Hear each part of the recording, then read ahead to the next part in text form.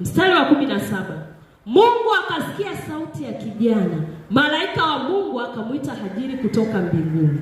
Akamwambia, una nini Hajiri? Usiogope, maana Mungu amesikia sauti ya kijana huko aliko.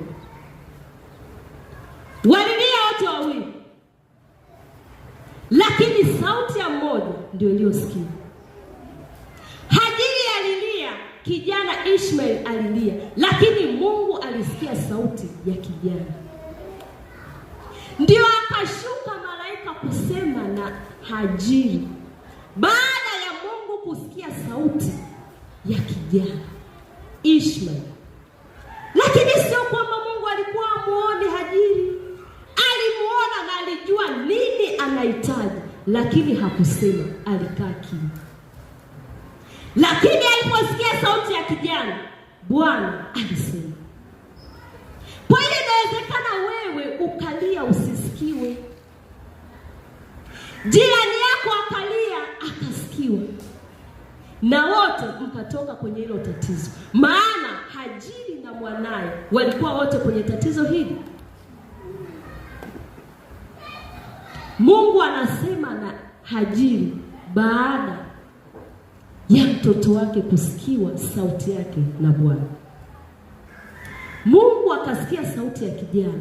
Malaika wa Mungu akamwita Hajiri kutoka mbinguni, akamwambia, una nini Hajiri? Kwa nini ni swali ya kumuuliza wakati alipolia yeye? Kwa nini alia mtoto wake ndio amuulize?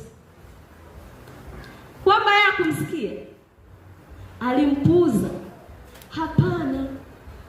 Yule mtoto alifanyika kama msaada kwa Hajiri. Manake kama angemtupa Ishmael, manake alikuwa ametupa hatima yake. Na ukisoma huku mbele anasema macho ya Hajiri yalifumbuliwa. Hajiri akakiona kisima cha maji ambacho alikuwa hajakiona, na kilikuwepo.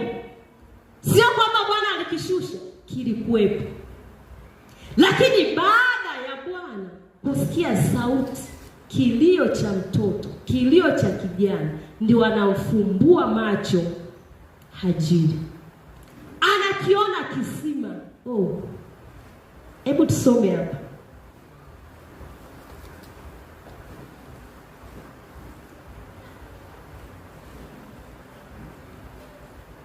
Mstari wa 19, 21 hiyo hiyo.